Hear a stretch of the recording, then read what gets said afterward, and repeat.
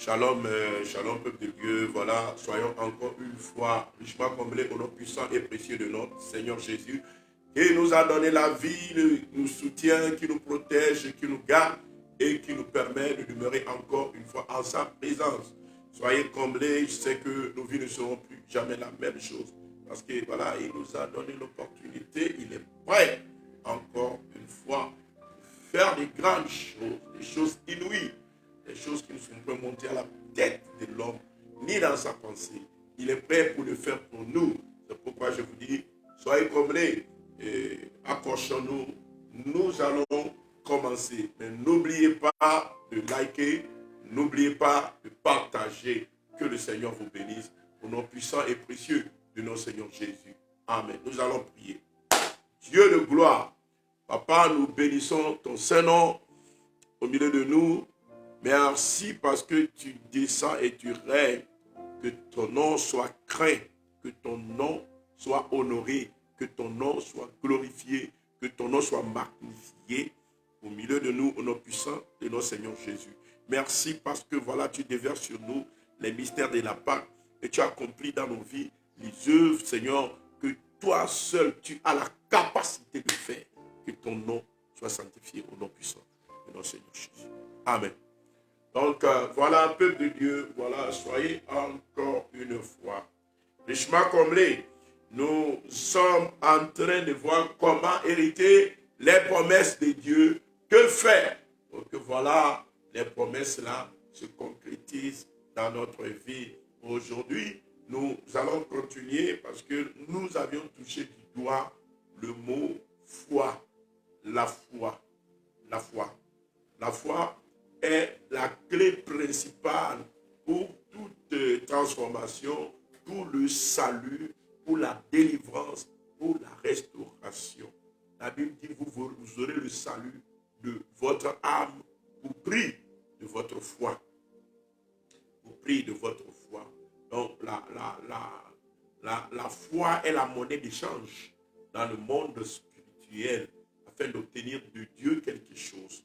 Donc, la Bible présente le Seigneur Jésus-Christ comme le consommateur de la foi, le consommateur de notre foi.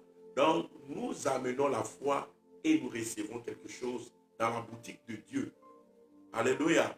Vous aurez la foi et vous aurez le salut de votre âme au prix de votre foi. Et la Bible présente le Seigneur Jésus-Christ comme étant le consommateur de notre foi. Alléluia. 1 Pierre 1, le verset 9. Parce que vous obtiendrez le salut de vos âmes au prix de votre foi. Là, on parle du salut de l'âme. Il peut s'agir de la guérison. Il peut s'agir de la délivrance. Il peut s'agir de la restauration dans tous les domaines. Et la Bible nous présente ici la foi comme la clé même de notre restauration, de notre délivrance, de notre guérison, etc. La foi, c'est le socle, c'est le soubassement, c'est la base, alléluia, qui rend fructueux toute prière, qui rend fructueux tous les efforts que nous faisons dans le Seigneur. Que le Seigneur nous bénisse. La Bible va même plus loin et nous dit que celui qui n'a pas la foi a sa place dans le feu éternel. On en viendra. C'est-à-dire, nul ne peut être sauvé sans la foi. Amen. Qu'est-ce que la Bible appelle la foi? Avant de rentrer dans la définition de la foi, comprenons d'abord qu'il est totalement impossible d'être agréable à Dieu et de rentrer dans son salut si nous n'avons pas la foi. C'est à montrer l'importance de ce thème que nous sommes en train d'aborder. Qu'est-ce que la foi? Avant de répondre à cette question, comme je l'avais dit, nous allons faire notre première lecture. Alléluia. Nous allons faire notre première lecture ici, dans Romains 1, le verset 17. Romains 1, le verset 17. Nous lisons la parole de Dieu dans Romains 1, le verset 17. Nous lisons au nom puissant de notre Seigneur. Parce qu'en lui est révélée la justice de Dieu par la foi et pour la foi, selon qu'il est écrit, le juste vivra par la foi. En Jésus-Christ est révélée la justice de Dieu par la foi et pour la foi. C'est-à-dire, la justice de Dieu n'est pas prévue pour quelqu'un qui n'a pas la foi. La délivrance de Dieu, la restauration venant du Seigneur, n'est pas prévue pour quelqu'un qui n'a pas la foi. Nous avions vu la fois dernière dans le livre de Luc, Alléluia 18, l'illustration du juge unique. Nous voyons comment nous traînons nos ennemis devant le tribunal de Dieu afin d'obtenir réparation et justice. La justice de Dieu, c'est le fait de nous rétablir dans notre droit, nous rétablir dans notre guérison, nous rétablir dans le plan de Dieu, ce que le Seigneur a pour nous, au moyen de son jugement. Et la Bible nous dit que la justice de Dieu est révélée par la foi et pour la foi. Voyez ce qui est dit. C'est révélé par la foi. C'est-à-dire, sans la foi, tu ne peux pas obtenir la justice là. Non seulement maintenant par la foi, mais également pour la foi. C'est-à-dire, quand la justice de Dieu se révèle, la justice de Dieu recherche d'abord quelque chose chez nous pour que cette justice s'établisse, pour que cette justice se manifeste, pour que cette justice soit à notre portée. La foi. Donc, la Bible dit la justice de Dieu est révélée pour la foi. C'est pourquoi le Seigneur Jésus-Christ a dit, regardez ce que dit le juge unique. Et votre Père, à qui nous crions nuit et jour, ne fera-t-il pas justice à ses élus? En vérité, je vous le dis, il leur fera promptement justice. Mais lorsque le Fils de l'homme viendra, trouvera-t-il la foi? C'est-à-dire, il te fera justice. Mais la justice de Dieu est révélée pour la foi. Trouvera-t-il la foi sur la terre? Parce que c'est révélé pour la foi. Il recherche d'abord la foi afin de faire manifester la justice là, dans notre vie. Toi qui recherches la justice de Dieu, toi qui recherches la guérison, toi qui recherches la délivrance, toi qui recherches la restauration, toi qui recherches la manifestation de ton Dieu, la Bible déclare que, alléluia, la justice de Dieu. Nous réalisons Romains 1,17. J'espère que tu as ta Bible avec toi, tu les lis aussi dans ta Bible. Alléluia. Parce qu'en lui est révélée la justice de Dieu. Voyez, par la foi. C'est pas fini. Et pour la foi. Oh my God. Voyez à quel point la foi est essentielle dans la révélation de la justice de Dieu dans notre vie. par la foi et pour la foi. Amen. Selon qu'il est écrit, le juste vivra par la foi.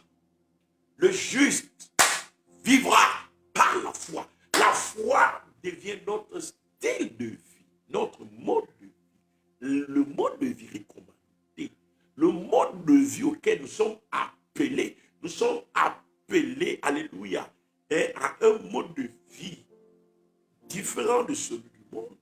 Et le mode de vie, c'est le mode de vie de la foi. Selon qu'il est écrit, mon juste vivra par la foi.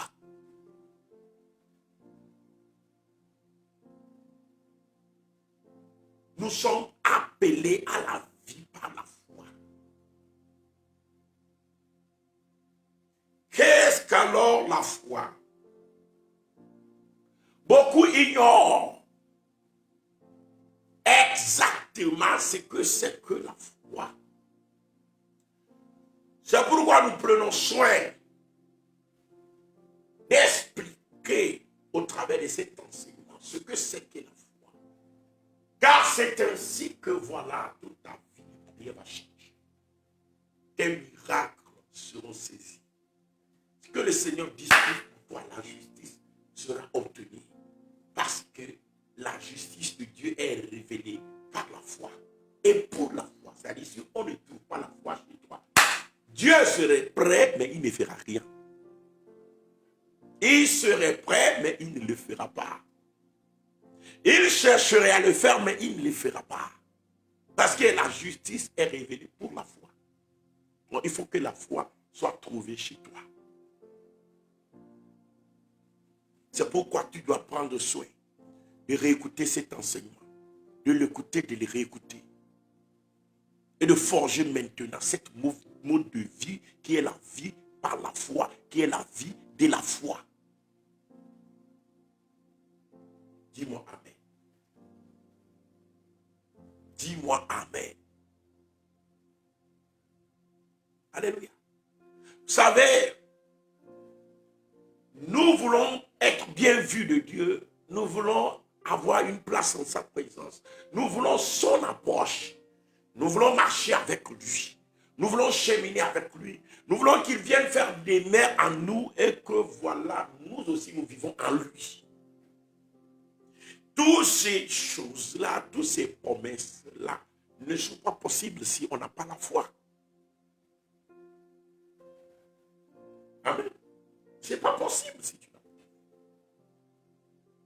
La Bible va même plus loin en disant que sans la foi, il est impossible de lui être agréable. C'est-à-dire, Dieu ne peut trouver aucun plaisir en toi s'il ne voit pas la foi chez toi. Amen. Il dit, Hébreux 10, le verset 38. Je vais lire ce que la Bible nous dit là-bas. Hébreux 10, le verset 38. Nous lisons la parole du Seigneur. La Bible déclare, il dit, et mon juste vivra par la foi. Et mon juste vivra par la foi. Alléluia. Et mon juste vivra par la foi. Mais s'il se retire, mon âme ne prend pas plaisir en lui. Et mon juste, c'est l'éternel Dieu, ton Père qui parle. Mon juste vivra par la foi. Mais, s'il se retire, c'est-à-dire s'il perdait la foi, s'il faisait naufrage par rapport à la foi, si sa foi venait à défaillir, alors, mon âme ne prend plus plaisir en lui. L'homme plaît à Dieu, comme la femme plaît à son mari. Parce que l'église, c'est la femme de l'époux qui est Jésus-Christ. La femme en qui le Seigneur a mis son plaisir. L'homme de Dieu, le serviteur de Dieu, l'enfant de Dieu, en qui le Seigneur met son plaisir, c'est celui-là qui a la foi. Alléluia. Mais s'il se retire, mon âme ne prend plus plaisir en lui. Dans Hébreux 11, le verset 6, il réitère sur la même vérité. Hébreux 11, le verset 6. Qu'est-ce que la Bible nous dit là-bas? Il dit, alléluia. Il dit, or sans la foi, il est impossible de lui être agréable. Sans la foi, il est impossible. Soulignez le mot là-bas. Hébreux 11, 6. Il est impossible. Voyez. De lui être agréable. Car il faut que celui qui s'approche de Dieu croit que Dieu existe et qu'il est le rémunérateur de ceux qui le cherchent. Quand tu le cherches, dans les prières, dans les veillées, dans les jeûnes, alléluia, il faut que tu crois que le Seigneur est le rémunérateur de ceux-là qui le cherchent, qui ne t'abandonnera pas, qui ne restera pas, voilà, sans voler à ton secours, sans t'accorder la victoire, sans t'accorder la délivrance, sans t'accorder, c'est pourquoi tu t'accroches, c'est pourquoi tu dois persévérer. Tu dois croire que Dieu existe, qu'il est le rémunérateur de ceux qui le cherchent. Sans la foi, il est impossible de lui être agréable. Maintenant, qu'est-ce que la foi? Qu'est-ce que la foi? Voilà, il y a trois choses qui sont fondamentales dans le Seigneur.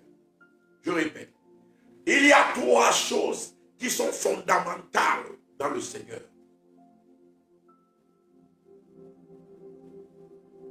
La charité, la foi et l'espérance. La charité, je répète, la foi et l'espérance. D'entre ces trois choses-là,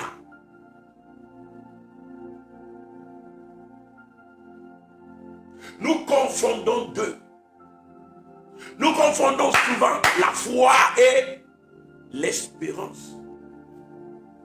Beaucoup vivent dans l'espérance croyant qu'ils sont dans la foi. Vous savez, l'espérance est tellement importante. Et les trois choses-là doivent demeurer. Et les trois choses-là,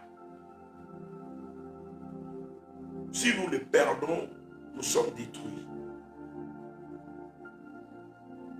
Alléluia. L'espérance produit pour fruit la prière.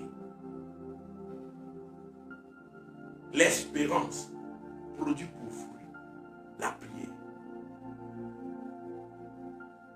Alléluia. La prière, celui qui prie, n'est pas forcément en train de produire un fruit de la foi. Mais celui qui prie montre qu'il a de l'espérance en Dieu. Celui qui espère quelque chose de la part de Dieu continue par prier jusqu'au jour où son espérance diminue, s'amenuise ou se détruise. Quand tu n'as plus d'espérance dans le Seigneur, quand tu te dis que le Seigneur ne va plus faire quelque chose pour toi, on cesse forcément de prier. Mais celui qui espère que Dieu va lui faire quelque chose, c'est cette personne-là qui a la force encore pour pouvoir prier. Parce que l'espérance produit pour fruit la prière. La prière est le fruit de notre espérance.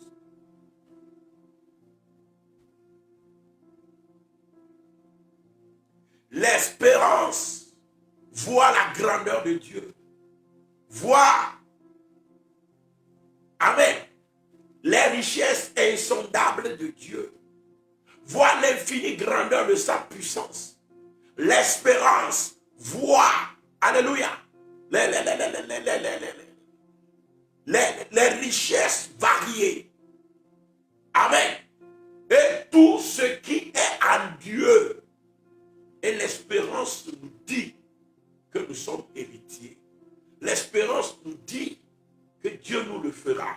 L'espérance nous dit que Dieu nous le donnera. L'espérance nous dit que Dieu manifestera pour nous sa puissance. Vous voyez? Donc quand tu te dis que Dieu manifestera sa puissance pour moi, Dieu agira dans cette situation dans ma vie. Dieu s'élèvera et il le fera. Vous êtes en train d'espérer Dieu ça. Vous espérez Dieu ça. Et du moment où vous sachez qu'il va le faire, alors vous allez sur vos genoux et vous l'invoquez. Dieu d'Abraham, Dieu de nos pères, créateur du ciel et de la terre. Papa, je t'invoque dans cette situation. C'est le fruit de l'espérance. La prière est le fruit de notre espérance.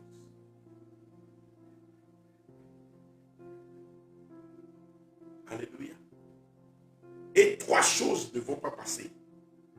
L'espérance. Alléluia. C'est pourquoi on doit prier sans cesse. C'est pourquoi on doit continuer à produire les fruits de l'espérance. C'est pourquoi on doit continuer à rester dans la présence de Dieu. Parce que celui qui nous a appelés à lui nous dit, priez sans cesse. Mais l'espérance, c'est le fruit de l'espérance, c'est la prière. C'est en espérance que nous prions. C'est parce que nous croyons que Dieu existe et qu'il va agir pour nous que nous prions. Je vais vous donner un exemple tout banal. Quand, par exemple, votre père vous fait une promesse qu'il va vous donner un lopin de terrain. Alléluia. Qu'est-ce qui se passe? Alors de temps en temps, vous lui rappelez, papa, te rappelles-tu du lopin de terre dont tu m'as parlé? Est-ce que je peux le prendre maintenant? Voyez, vous revenez souvent pour lui rappeler cela, afin qu'il puisse vous faire un papier, voilà, qu'il décharge et vous faire entrer juridiquement en possession de cette promesse-là. Donc vous revenez pour former des requêtes. Vous voyez, c'est la prière. Comme Dieu nous a fait des promesses dans la Bible, dans sa parole, nous revenons pour former des requêtes en fonction des promesses qu'il a faites, parce que nous espérons de lui ce qu'il a promis. Ce n'est pas encore la foi. C'est la manifestation de ton espérance. Dis-moi amen. La foi, la prière, c'est le fruit de notre espérance. Mais ton papa qui t'avait fait la promesse qu'il va te donner le terrain là, si tu écoutes un jour que voilà, la famille s'est levée contre lui et que la famille veut lui retirer le terrain là, et que peut-être la famille lui a déjà retiré le terrain, ou bien que la famille est en procédure pour lui retirer le terrain là, vous allez voir que votre espérance par rapport à ce terrain va s'améniser, va se diminuer, va s'étioler, va se coincer, va se détruire.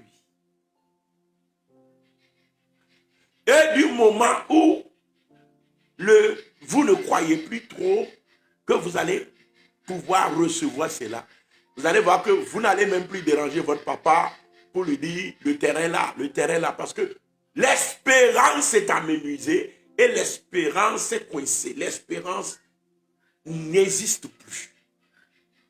Donc du coup, vous ne formulez plus de demandes. Nous prions parce que nous avons l'espérance en Dieu par rapport à ses promesses.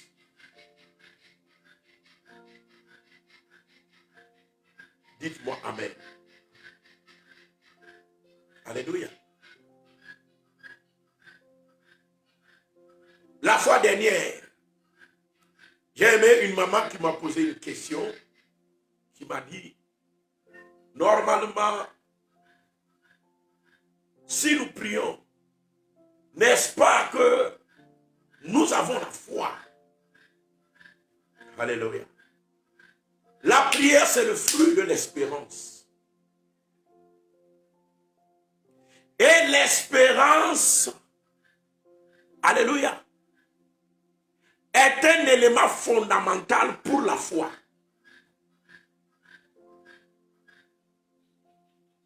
Alléluia. L'espérance n'est pas encore la foi, mais l'espérance est un élément fondamental pour la foi. Et l'espérance a pour fruit la prière. C'est pourquoi souvent nous mélangeons les pédales quand on parle d'espérance, quand on parle de foi. Qu'est-ce que la foi? J'aimerais d'abord lire ceci. Nous allons lire dans Amen. Dans Marc 11, le verset 21 à 24. Marc 11, le verset 21 à 24. Marc 11, verset 21 à 24. Nous lisons ensemble la parole du Seigneur. Pierre, se rappelant ce qui s'était passé, dit à Jésus, Rabbi, regarde, le figuier que tu as maudit a séché. Jésus prit la parole et leur dit, ayez foi en Dieu. Soulignez là-bas. Ayez foi en Dieu. Ce qui est traduit là-bas par ayez foi en Dieu. Si nous voulons, alléluia, l'expliquer littéralement, ça voudra dire ayez le type de foi de Dieu. Ayez le type de foi de Dieu. C'est-à-dire, notre Dieu est avant tout un Dieu de foi. Et notre Dieu a un type de foi. C'est-à-dire, il y a différents types de foi. Mais il y a la foi du royaume. Le type de foi que notre papa a. La Bible dit, si vous avez la foi comme le grain de sénévé, si vous avez la foi comme... Donc, ça veut dire qu'il y a différentes catégories de foi. Alléluia. Il y a le type de foi qui est appelé la foi d'Abraham. Alléluia. Donc, chacun a un degré, un type de foi. Mais ici, la Bible nous dit, ayez le type de foi de Dieu. Ayez le type de foi de Dieu. Alléluia. Donc, ici, la Bible nous le dit clairement. Ayez foi en Dieu. Verset 23.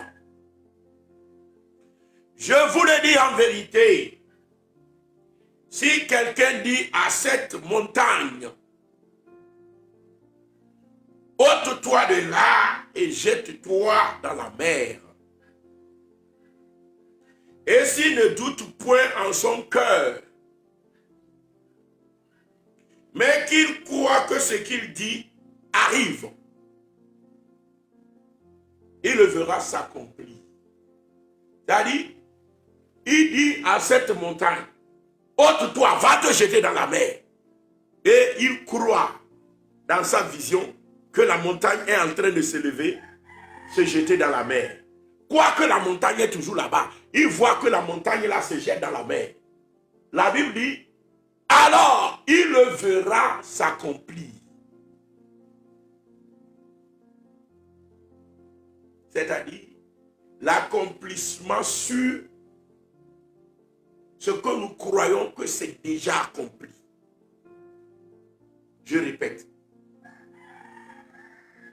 L'accomplissement sur ce que nous croyons que c'est déjà accompli.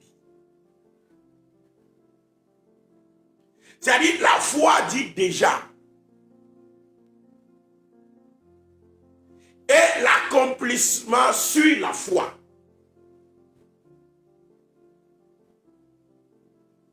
C'est-à-dire, tandis que nous ne voyons pas, nous croyons que telle est la chose.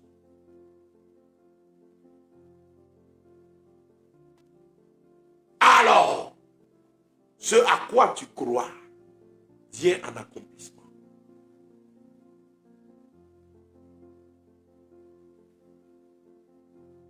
Eh bien, ayez le type de foi de Dieu. Alléluia. Ayez le type de foi de Dieu. Je vous le dis en vérité. Si quelqu'un dit à cette montagne, ôte-toi de là et jette-toi dans la mer. Ôte-toi de là et jette-toi dans la mer. Vous voyez? Et s'il ne doute point en son cœur, mais croit que ce qu'il dit arrive. Je crois que quand j'ai dit ôte-toi, jette-toi dans la mer, ce que j'ai dit là, cela s'accomplit maintenant. Je ne l'ai pas encore vu. Je n'ai pas encore vu le déplacement de la montagne. Je n'ai pas encore vu la situation là s'accomplir. Mais je l'ai dit. Et je crois que ça s'accomplit maintenant. C'est pas si vous me suivez. Il dit, il verra s'accomplir. Beaucoup d'entre nous, nous prions par notre espérance. Et nous espérons que Dieu va faire ce que nous demandons. Et nous attendions que Dieu le fasse pour que nous disions qu'il l'a fait. Or que la foi dit, le Seigneur l'a fait et cela s'accomplit. C'est-à-dire, nous adoptons une démarche contraire. Nous voyons, alors nous croyons que Dieu a fait. Mais Dieu veut que nous croyions, alors il va le faire. J'espère que vous me suivez. Quand nous lisons dans Hébreux 6, le verset 2, vous voyez là que les doctrines de base du christianisme, il y a 6 doctrines, amen, fondamentales, 6 doctrines fondamentales. Et parmi les 6 doctrines fondamentales de base pour la vie chrétienne, on a cité quoi? La foi. Et parmi les armes que nous disposons pour la bataille spirituelle, selon Éphésiens, le livre des Éphésiens, alléluia, amen, le plus important, c'est la foi. Il prenait par-dessus toutes ces choses le bouclier de la foi. Par-dessus toutes les armes, le bouclier de la foi, avec lequel vous pourrez éteindre tous les dards enflammés de l'ennemi. Et tout ce que vous avez demandé avec la foi, croyez que vous l'avez reçu. Et vous le verrez s'accomplir. C'est-à-dire du moment où nous croyons que nous l'avions reçu, ce n'est pas encore accompli. Ce n'est pas encore venu en accomplissement. Un jour, un serviteur de Dieu m'a posé la question. Il dit ce que tu n'as pas vu, mais que tu dis que tu as vu. Ce qui ne s'est pas accompli, mais tu dis que c'est accompli. C'est-à-dire tu es malade, mais tu dis que ça va bien. N'est-ce pas que tu es en train de mentir? Alléluia. Alléluia. Amen. Alléluia. La foi a ses explications fondamentales. Et je ne sais pas si je pourrais venir sur certains détails dans mon enseignement. Mais je vais toucher vraiment des choses fondamentales.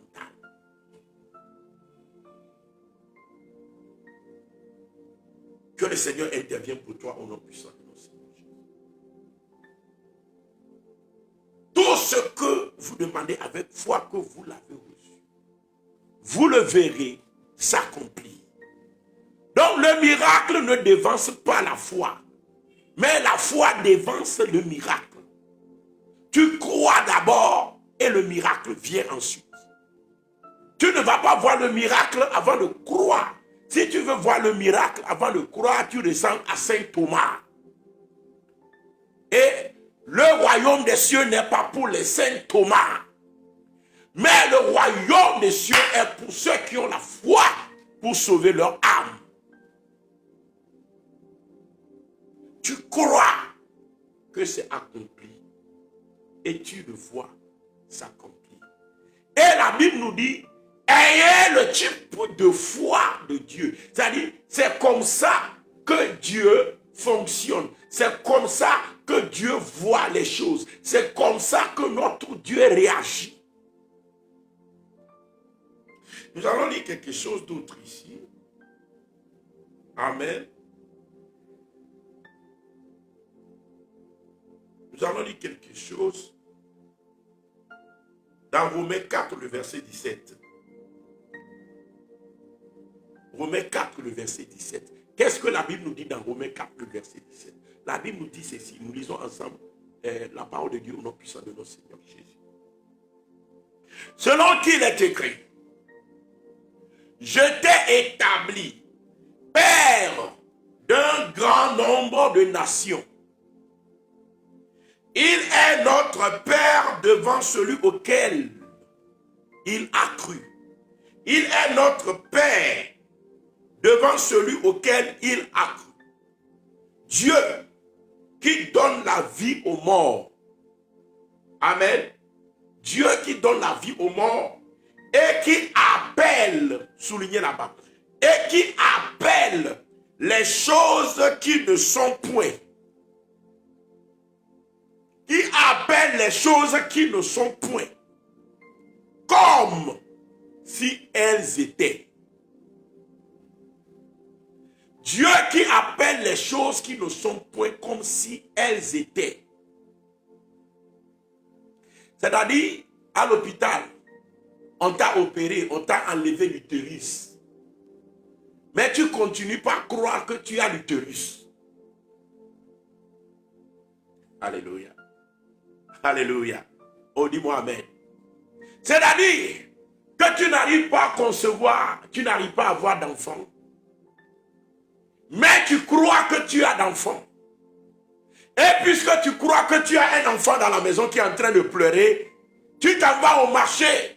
Voilà, tu sors ta carte bancaire et tu commences par acheter les habits de bébé, le berceau de bébé, les trousseaux de bébé, parce que tu es en train d'entendre, alléluia, les cris d'un bébé dans ta maison. Oh. La Bible dit, notre Dieu appelle les choses qui ne sont pas comme si elles étaient. C'est-à-dire, toute la nuit, toute la journée, tu es en train d'écouter les cris de bébé dans ta maison. Toi qui es surnommé la stérile.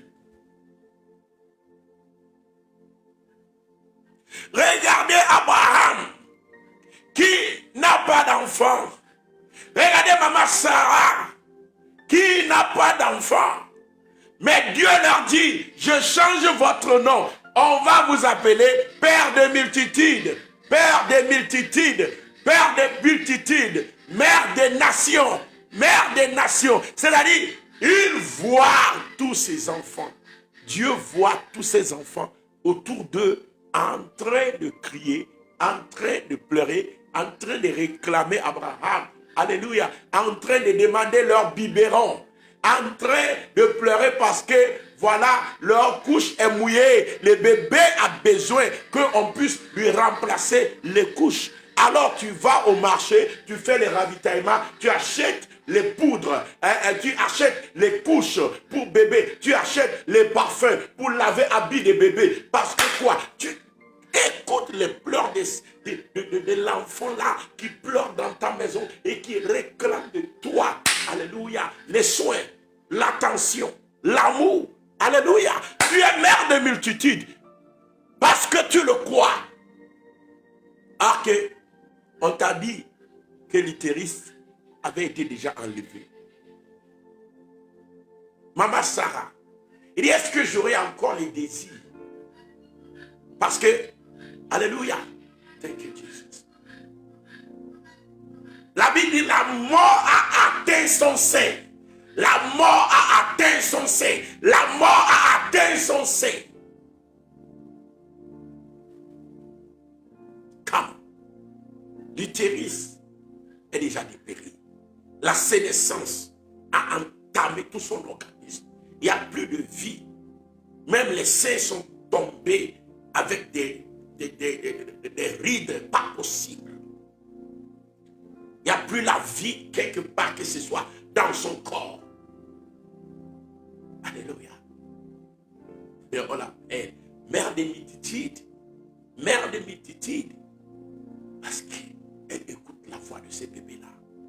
Elle écoute les cris de ces enfants-là. Elle croit qu'elle a d'enfants. Pas qu'elle aura d'enfants, mais qu'elle a d'enfants. Elle fait ravitaillement pour ces enfants-là. Vous comprenez? Et ayez le type de foi de Dieu. Et la Bible dit, notre Dieu est celui qui appelle les choses qui n'existent point comme si elles étaient. Ça n'existe pas, mais Dieu voit que ça existe. Dieu voit que ça y est là. Le médecin a dit que c'est fini pour toi. Le médecin a dit, alléluia. Le médecin a dit que voilà, il ne peut plus avoir la restauration dans ta vie. Que c'est déjà fini. Je rends gloire à Dieu pour la vie d'une maman qui était tombée malade. On l'a évacuée à l'hôpital. Alléluia. Et selon les analyses, il n'y a plus rien à faire. Des calculs dans le sang, dans les reins, dans la tête. Alléluia. Les docteurs les plus expérimentés avec les appareils dernière génération disent que si elle peut encore vivre, c'est 2 semaines. Au plus, 2 semaines. Au plus, 2 semaines. Alléluia. Amen. C'est là que tu vois la gloire de Dieu. C'est là que tu vois que Dieu est Dieu. C'est là que tu vois que Dieu se manifeste. Mais avant que les temps-là, les 2 semaines-là, ne s'accomplissent, toutes les calculs ont disparu. Tout est redevenu normal. Et les médecins là qui attendaient la mort, ils ont commencé par dire que c'est impossible. Qu'est-ce que tu as fait? Qu'est-ce qui s'est passé? Alléluia. C'est impossible. Parce que voilà, tous les machines montrent que maintenant tout va bien. Oh my God. Je dis, ton Dieu est vivant. Il appelle les choses qui n'existent pas comme si elles étaient. C'est en vertu de ce grand Dieu, de sa puissance, que je déclare que tu es Père de multitude.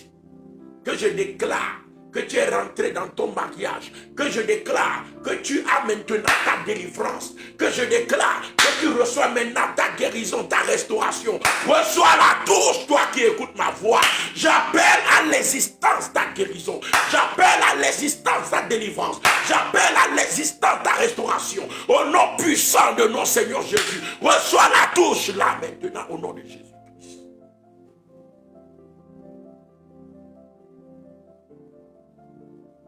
Tu écoutes ma voix, je dis la main de Dieu te touche là où tu es. Le cancer là disparaît maintenant au nom de Jésus. Ça disparaît au nom de Jésus dans tes seins, ça disparaît au nom de Jésus dans ton organisme, dans tout ton corps, tous les calculs s'en vont. Le Dieu qui appelle les choses qui n'existent point comme si elles étaient. Il te dit tu vivras, tu ne mourras pas. Il te donne la vie, il te donne la santé, il te donne la libération. Reçois la touche au nom de Jésus.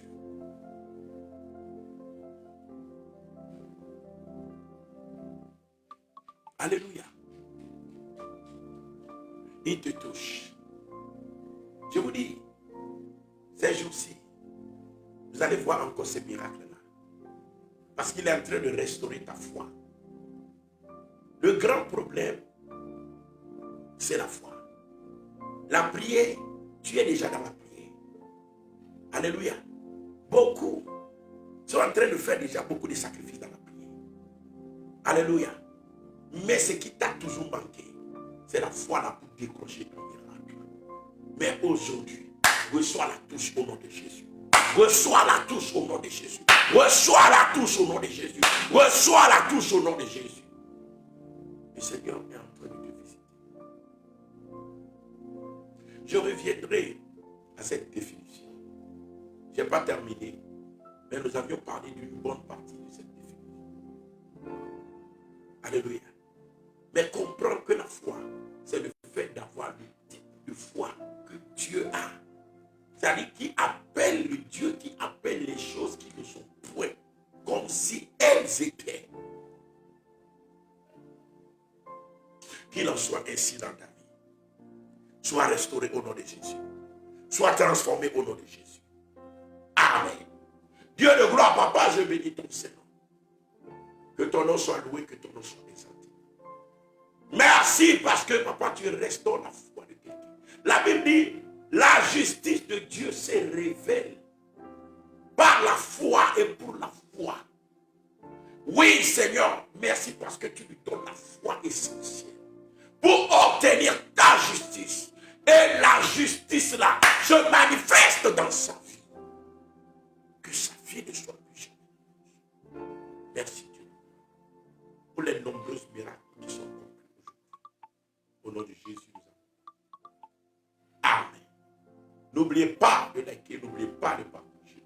Vous pouvez nous retrouver sur Moram TV, M-O-R-A-M TV. Vous pouvez nous retrouver sur notre page Réveil et Restauration. Que le Seigneur vous bénisse. Passez une excellente journée. Shalom, shalom, shalom. Bye bye.